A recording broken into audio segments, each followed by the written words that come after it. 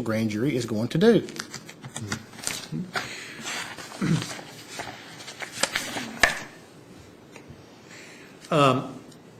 Then on April 23rd, the following day, April 22nd, I understand, was a Thursday.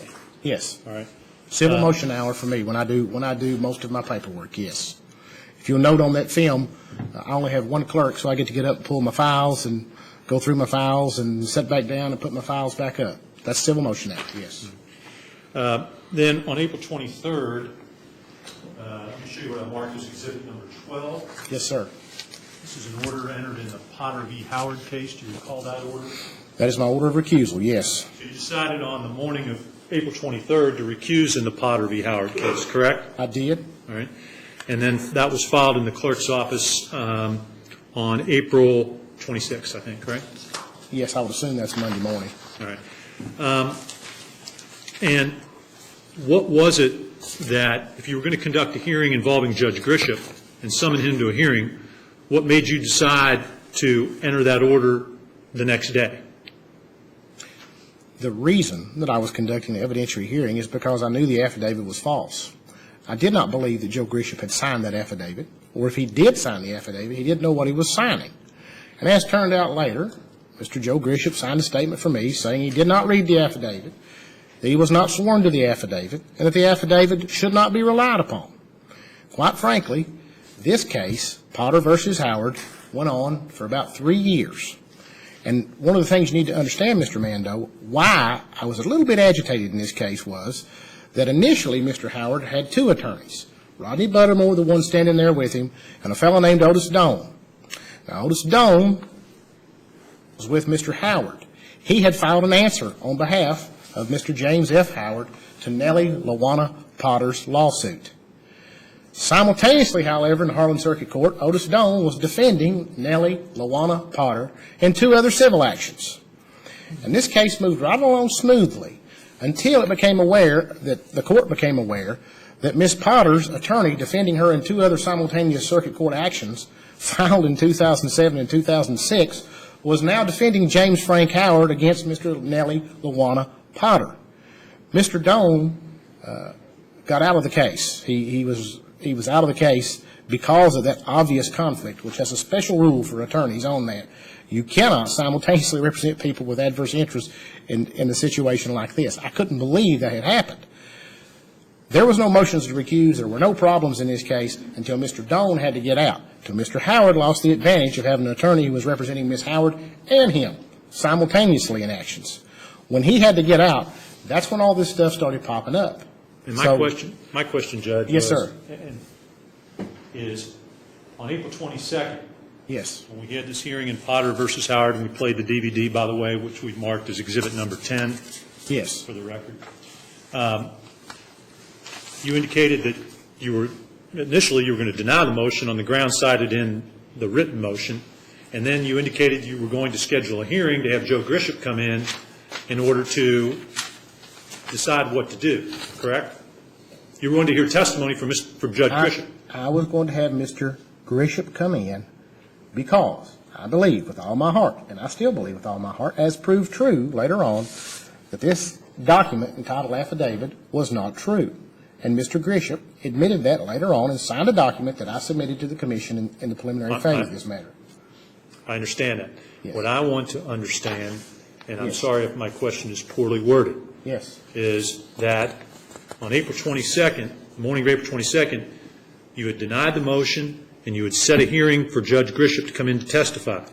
I denied two parts of the motion that were clearly ones that I felt I didn't have to recuse in, being against an election and representing someone in a case in 2004 or 2002, I think, in regard to the matter, particularly after the case, Mr. Mando, had been going for 2.5 years. I understand that, Judge. And yes. And all I'm saying is you denied it based on those two grounds, as indicated on the hearing. Yes. Then you received the Grisham affidavit. Based upon your review of the Grisham affidavit, you didn't think it was true, correct? That was your initial thought in your head when you read it. I immediately knew it wasn't true. And so you decided you were going to call Judge Grisham in to have a hearing on to hear testimony from him on that, correct? That's what you Yes. what you did. Yes. Then Because I didn't believe he had. Then you issue Then you issue the special grand jury order for Judge Grisham later that day. Yes. Then what causes you to enter the order? What happens? What occurs that causes you to enter that order that you signed on April 23rd, recusing from the Potter v. Howard case? Well, in the order, I put, this matter having come, this is Exhibit 12, this matter having come before the court on defendant's motion for presiding circuit judge to recuse, and the court having previously overruled the motion on two unrelated grounds, the motion to recuse, and the third ground being explored in open court, and appearing to the presiding judge that the chairman of the IDA board in Harlan County, James F. Howard, had in fact made a lease purchase agreement to a company owned solely by him. Said lease purchase agreement for certain real property owned by the IDA board. The court finds that he may be a material witness in any further investigation, and therefore recuses for that sole purpose and sole purpose only. But you had not yet had the hearing with Judge Grisham where you were going to hear testimony about whether what he was saying in the affidavit was correct or incorrect, right? I don't understand your question, sir. When you left the hearing on April 22nd, you wanted Judge Grisham to come in to give testimony about the content of this affidavit, which you thought was false, correct? Yes. And if that was false, then there wouldn't be grounds for you to recuse because you'd already rejected two other grounds out of hand, correct? Correct. But within 24 hours, you entered an order recusing in Potter versus Howard. Yes, on a different ground. It was my belief, and as it turned out later, it was my belief that I would be a material witness into an investigation of Mr. Howard's, what I believe to be illegal activities of basically deeding himself a piece of public property for free and collecting money off of it for years. And in fact, I was interviewed by the investigators in regard to Mr. Howard's activities, and Mr. Howard was subsequently charged with an ethics violation and referred to the Commonwealth Attorney by Crick Llewellyn's office for a criminal investigation that Mr. Henry Johnson refuses to look into. So I believed I would be a material witness, yes, and I got out of the case as soon as it dawned on me this was going to happen. And without the hearing where you were going to hear testimony from Judge Grisham? It became a moot point when I recused on another issue is the reason. I mean, I didn't see the sense in staying in it when I knew I had to get out of it. Let me show you, I know this is an exchange in discovery. I'm not sure you can authenticate or not for identification purposes only. I'm going to show you what I've marked as Exhibit 13. It's an email, strand, I think it's dated April 20, looks like at the bottom, started on April 25th at about 9:29 p.m. from Yes. David Smith to a number of folks who I understand to be reporters or media people. Yes. All right. Have you I've seen this through discovery. I saw it in one of our informal conferences when I was given to me by Mr. Jim Lawson, former executive secretary. All right. And do you know the source of this particular document? In other words, who tipped off David Smith that this special grand jury order had been entered on Thursday, April 22nd? I have no idea. I have no idea who David Smith is. Did you think that by entry of the special grand jury order on April 22nd and the fact that was filed in the circuit clerk's office, that that type of order would have an impact on the primary a couple weeks forward? Did that thought enter your head? No, did not. It was, to me, I was doing my job, what I was requested to do by the Commonwealth Attorney. Then, on May 3rd of 2010, that was a Monday, as I understand it. You recall Yes. that day? Yes. I recall May 3rd was a Monday, I think. And did you receive an email from Commonwealth Attorney Johnson on May 2nd advising you that he was going to present the Grisham matter to the regular grand jury on Monday morning, May 3rd? I think there was an email sent Sunday afternoon to my business email address saying that he was going to present something to the grand jury. I'm never in my office on Sundays. I reserve that day for the Lord and my family. And Mr. Johnson has never sent me an email the entire time that I've known Mr. Johnson that I'm aware of. And that was sent to my business address, and he put in the email that I discovered later, after this was all over, that he had forgotten my home number, and he didn't know how to get a hold of me on a Sunday afternoon. Keep in mind, Mr. Mando, that I used to serve on the deacon board with Mr. Henry S. Johnson, and all my numbers were in the book that he is a deacon at the Harlan Baptist Church at that time had. it was obvious to me what that email was about. So yes, there was an email sent on Sunday afternoon that I didn't see for some time after the grand jury, he presented it to the regular grand jury.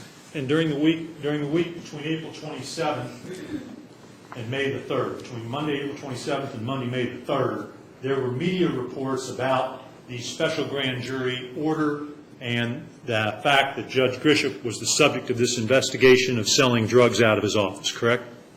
Let me get clear on the time frame you're saying, okay? Media, April 27th was a Monday. April 27th was a Monday. In my After understanding, the special grand jury order was entered on the 22nd of April, correct? correct. Right. The following Monday is what you're discussing. Yes. Okay, now you say there were media reports on that Monday. I'm saying there were media reports the week, let's back it up and get the sequence down. We know that April 22nd was a Thursday. Yes, sir. Civil All right, motion hour. So I guess it would have been Monday, April 26th. My apologies. During that week, the week of April 26th, there were media reports about the special grand jury order and the fact that Judge Grisham was the subject of a criminal investigation for selling drugs out of his office. My recollection of it, Mr. Mando, was that on Monday, I don't think there was any media reports happened on Monday. I think the story broke, the way I understand it, the way I recall it, when Noah Sizemore of the Harlan Daily Enterprise printed his story and let other media outlets know about the special grand jury order that she had been given by Henry S. Johnson. That's the way I understand how it became a media event. And all I'm asking how. I'm just asking you, Judge, are you aware of the fact that there were media reports of this order and stories about this order that came out during that week of April 26th? It came out on Tuesday, was the first news media report that I was aware of, yes. And were there more media Tuesday, reports? the 28th of April, I believe. Yes. Were there more media reports during the course of the week? There were numerous media reports during the course of the week. All right. And In the then, next 2 weeks, and then after the special grand jury. on May the 3rd, the Commonwealth Attorney decided to present this matter to the regular grand jury involving Judge Grisham and the allegations of selling drugs out of his office, correct? I don't know when he decided to do it because he never told me when he decided to do it. He simply He did presented it, you're aware of the fact that he presented it to the regular grand jury on Monday, May the 3rd. I became aware of the fact that he was going to present the case to the regular grand jury as I came into my office that morning. I was totally unaware that that was going to happen. And when you found out that Commonwealth Attorney Henry Johnson was presenting this matter to the regular grand jury in Harlan County, did you become upset? Absolutely, I became upset. Did you become angry? You know, I'll say this to you. I don't think I was fighting mad, but let me say this to you. I was upset, and I was not happy that I had been lied to. You can take that to the bank. And then did you summon Mr. Johnson to your office on May the 3rd? I summoned one of the bailiffs to get Mr. Johnson so I could find out what was going on. Yes, sir. And did you then, Confirm what I had already suspected. and did you have a discussion with him then at that point in the hallway? I had a discussion with Mr. Johnson 28 feet from me. And were Yes. you yelling at him? I was not yelling at Mr. Johnson, no, sir. I was speaking in a tone, absolutely, but I was not yelling. And you were You can ask upset, my kids what it sounds like when I have to yell, and I was not yelling. and you were upset about the fact that he had presented this matter to the regular grand jury, and you were upset about the fact that he had not told you about it in advance. I was upset because Mr. Johnson had requested a special grand jury. Mr. Johnson had released a copy of the special grand jury order to the media. Mr. Johnson had lied to me. If he didn't want the special grand jury, all he had to say is, I don't want a special grand jury. What I knew was going on at that point is that he and Marvin Litford of the sheriff's office were getting rid of a bad egg that they were trying to hatch and dumped it in my lap right in the middle of an election year to help Marvin Litford and to destroy me for the Commonwealth Attorney. It was as plain as the nose on my face when I saw that happen. And you're aware of the fact, of course, that Mr. Johnson maintains that you leaked the issuance of the grand jury order to the media. I have never heard Mr. Johnson say that I leaked it. He's always implied it to everyone All out right, there. fair enough, fair enough. Yeah. All right. You never get Mr. Johnson to really admit a whole lot other than what he does behind closed doors, in my opinion. And am I correct that when you found out about this regular grand jury hearing the testimony, did you understand that from talking with Commonwealth Attorney Johnson, that he felt that it was important for the regular grand jury to hear this evidence and report on May the 3rd before the primary election, so that Judge Grisham would get a clean shake if they returned a no true bill? Did he ever communicate that to you? No, sir. He did not. And then, after you had this conversation where you were upset with Henry Johnson on the morning of May the 3rd, did you also say anything to the detectives who were waiting to testify before the grand jury? I did walk down there to talk to Mr. Johnson again to find out, to let him kind of explain to me after the initial shock of what he did wore off. And I walked in there to look for Mr. Johnson. I looked in the side room. I never went in the grand jury room at any time. Anyone that says that is a bald-faced liar. And the simple fact of the matter is, I asked the detectives where Mr. Johnson was. They said they don't know. I told them they better tell the truth in this matter, and I was referring to the setup dumping it in my lap. They better tell the truth in this matter because it would be looked into.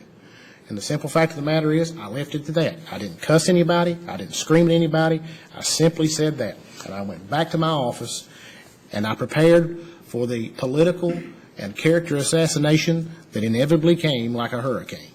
Did you tell those detectives to make sure not to perjure themselves? I said, do not. I said, you better tell the truth. This will be looked at. That's what I said.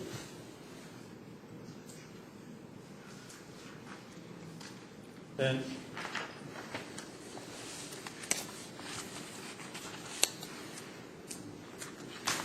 let me show you a certified copy of the new true bill, marked as exhibit number 14. Yes, sir. The regular grand jury returned a no true bill after hearing testimony and considering the evidence that was presented by the Commonwealth Attorney on May the 3rd, correct? Yes. Right. And that no true bill was presented to you as the circuit court judge? No, sir, it was not. Who was it presented to?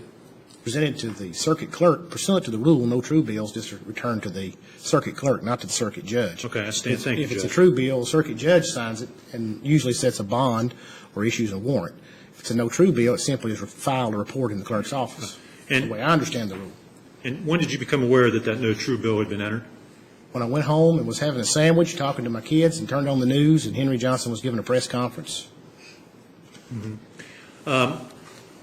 Did Henry Johnson, at any point in time, tell you that based upon, before this... Let me rephrase that. Before I turned on the news, Nola Sizemore had called and asked me if I wanted to make a comment on it. She was doing a story on it. And I said I could make no comments. And before you heard that, before you got the call from Nola Sizemore, Yeah. did Henry Johnson, during any of these, this discussion you had with him when you had the bail of Come Get Him, did he tell you that there was going to be a no true bill because Ms. Hensley was a drug addict who was not credible, because Judge Grisham had passed a polygraph, because the Attorney General had found no evidence to support these allegations against Judge Grisham? Did he mention those facts to you that day? I don't recall him mentioning those facts to me, no. Did you know those facts at any point before that day? That Melissa Hensley was a drug addict? Yes. All right. So did the detectives, Marvin Lipford and Henry S. Johnson.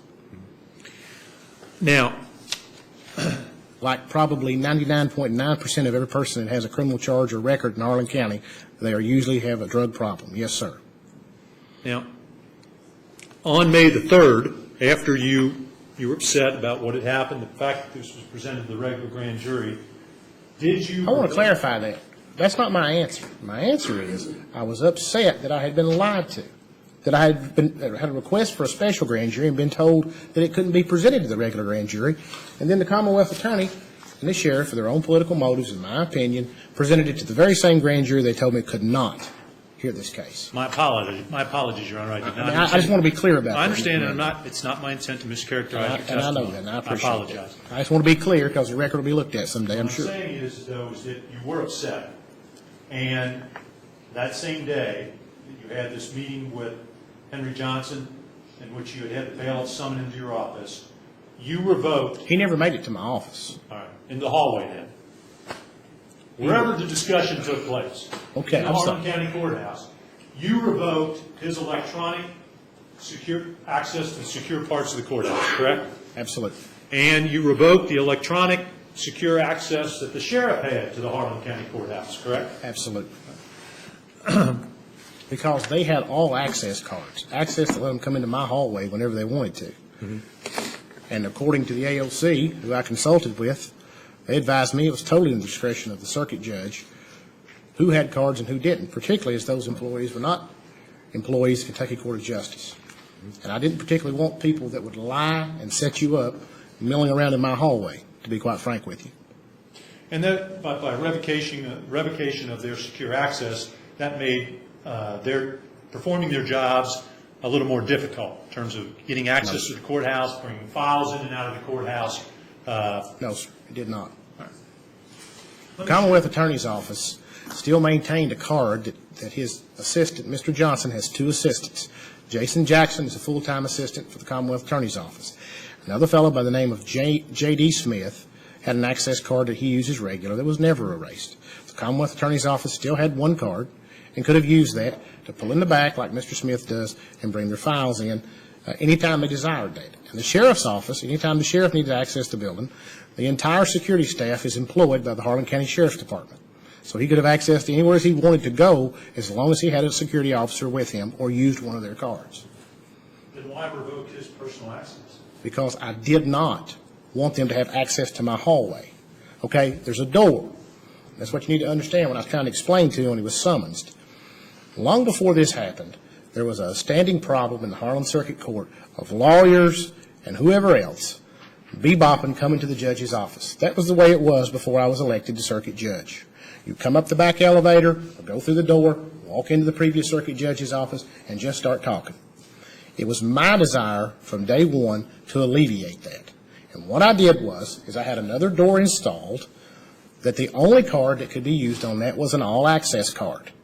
Now, the sheriff was given an all-access card, and the Commonwealth attorney had an all-access card, as was the custom that the previous judge had before. As a courtesy, and wanting to get along with other elected officials, I allowed that to continue. However, when this came up, when this was a situation where it was obvious to me that these two gentlemen would lie, set a man up, and drop it in his lap, like he did this, I wanted nothing else to do with these gentlemen. And as far as I'm concerned, I've forgiven them. I've taken that off my heart. As a Christian, I forgive them with all my heart. Does that mean that I'm going to allow myself to be in that position again? Absolutely not. Judge, let me show you what I marked as Exhibit 15, a certified copy of the order you entered, I believe, on May the 3rd, 2010.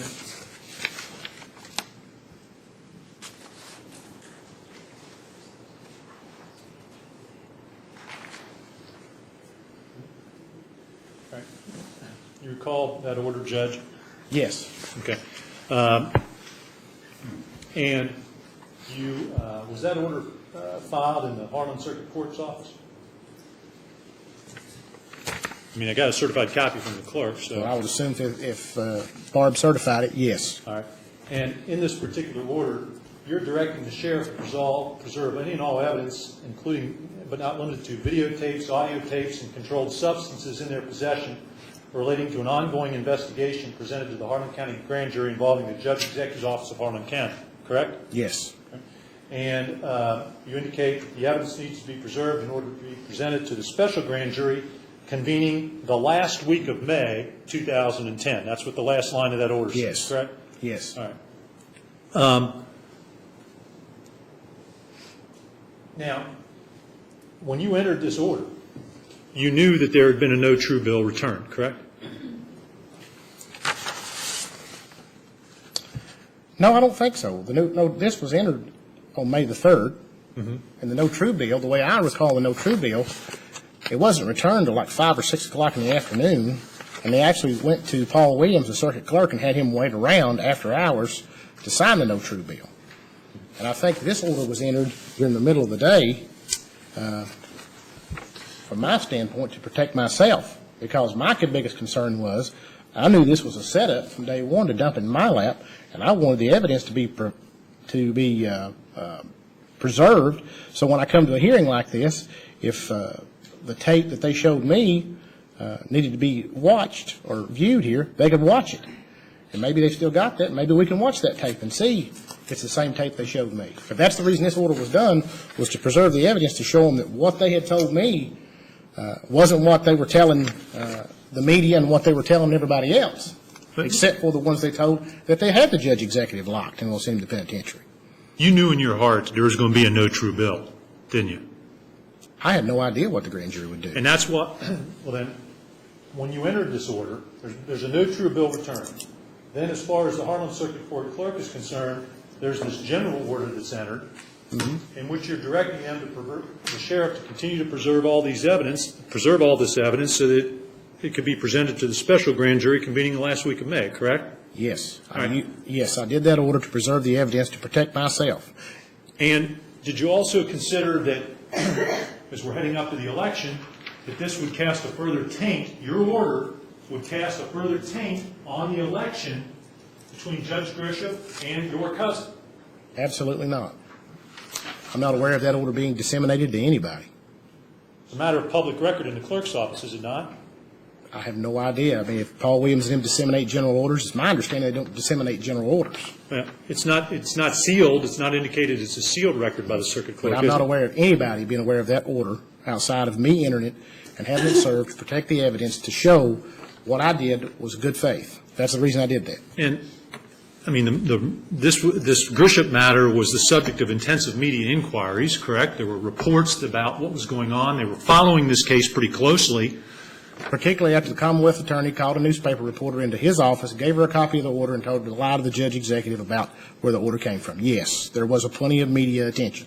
So this order, then, in all likelihood, if they were following the case, you would have anticipated that the media would be checking the file and they'd see this order where you're indicating the special grand jury is still going to convene and hear testimony and evidence about Judge Grisham. I have no idea what the media is going to do. I never saw that in any media report that I'm aware of. Are you aware of any media report that referenced that order, Mr. Mando? I'm not, but I don't read all the newspaper accounts and, I understand and the Herald Leader, the Harlan Daily Paper, anyone else. I'm just asking you. Yes, sir. What you know. And but to answer your question, I did that order to protect myself, to let people be able to see what was shown to me. Mr. Chairman, I can keep going. That's right. I'm at a breaking point, but I can keep going. Whatever the commission and Judge Allred would tell I'm you. good to go. finished with Just give me a this? glass of water and I'll go. Are you finished with this? Yes. These counts? That's, You're well, gonna move on? it's a good breaking point where I'm finished with questioning at this point, I believe, about the Grisham matter. You know, can I? What's your pleasure? Break for lunch? All right. I've got 12:25. We'll reconvene a little after 12:25, 26. We'll reconvene at 1:30. Thank you, Mr. Chairman.